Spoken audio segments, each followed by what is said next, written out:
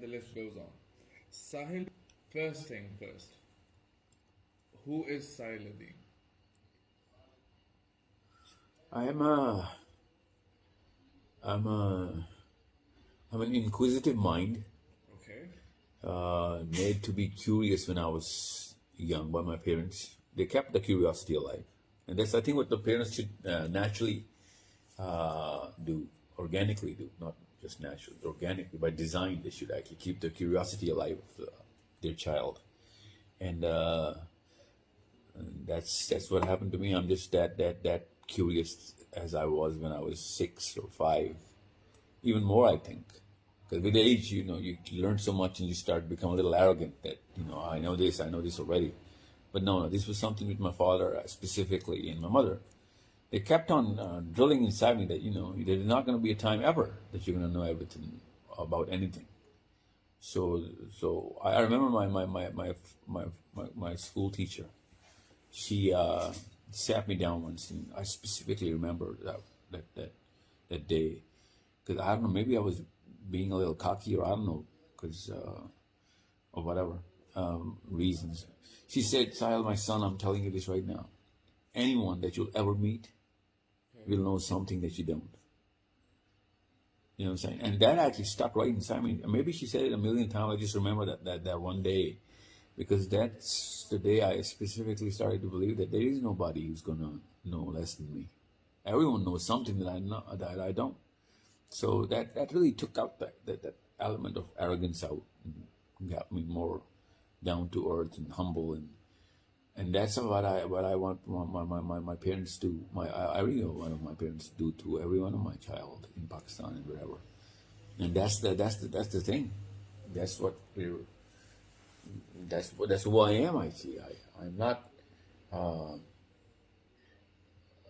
ever going to be at a state when I'm going to know everything about anything. So that means I'm always going to be on that and that in that perspective of being open. That tell me more. I want to learn more, different angles, and then this is who I am. I think if I can just say it in one angle.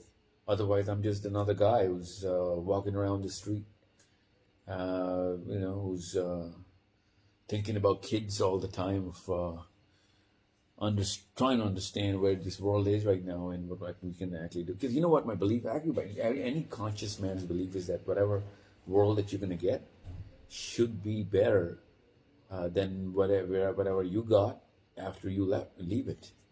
So you have to make that kind of a difference that that I was there. So this is in a better shape. So this is how easy it is to actually look at the world. And so when I see this world, I'm thinking a million reasons. And I know all not all, of course not, but I know so many avenues of how we're ruining it. The whole globe, and socially and morally and spiritually. So when you see that kind of force and forces upon everyone and everybody and everywhere, and every time, then you gotta know that mission is that much more. How am I gonna make that better, difference towards the better? So yeah.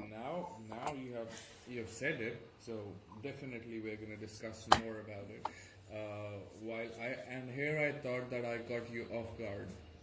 The non-philosophical Sahil Adeem, and the very in his comfort zone. What does he do when he's not doing what he's found doing? And Okay. but you're a walking philosophy. You're always in that zone. Always. I must be, because I don't know what you're talking about. That was a good one. Okay, now that you have brought it up, and the forces, what exactly do you mean? Because what I'm getting out of this is anyone who intervenes in any actions of the children, that includes parents, teachers.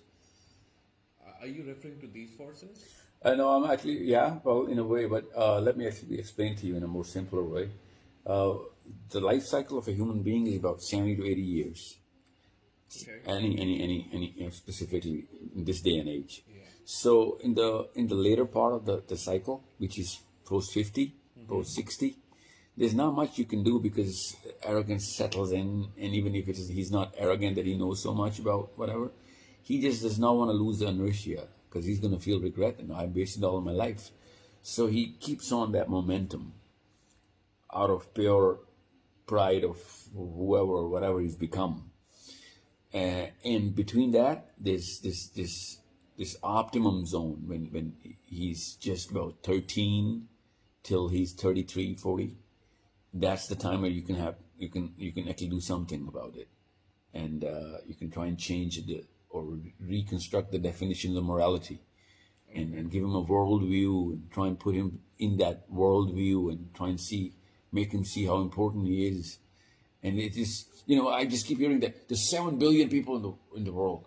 Okay. And I'm thinking, hey, hold on. There are more than 1 trillion stars in the world. And that one star that we have, which is called the sun, makes all the difference, right? Yeah. So any human being can make that difference. So there's not 7 billion. That's not how you should look at it.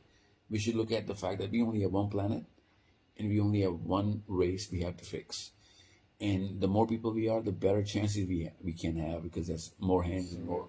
Yeah. So what I'm trying to always think is the fact that if I can get that kid and try and change whatever I can for that child when he's 6, 7, 8, and try and start the machine and get him till he's 40 towards the most purest definitions of morality and civics and sociology and human behavior, the human psychological construct. And that's something, if more people can do that towards our kids, we could have a seriously, good planet to live in and a lot more in the bigger planets that we're headed towards after we die. So those are the kind of forces which actually, ruin the whole fabric of morality most of all, and then the emotionality of the whole human system. And actually that's what they use, and most of the people who are actually ruining it for all of us are using those emotional forces because they know chemistry that much more. So I'm not going to go there, but what I'm saying is this is a big game we're trying to play here. It's an infinite game with no rules. It's everywhere, and it's being kept on in play ever since Adam came to planet Earth. Okay. So we need to understand that there's not going to be any more profit. So we need to do whatever the prophets were doing, and as much as we can by learning as fast as we can. I'm talking about fast as we can, so that we can start giving as quick as possible.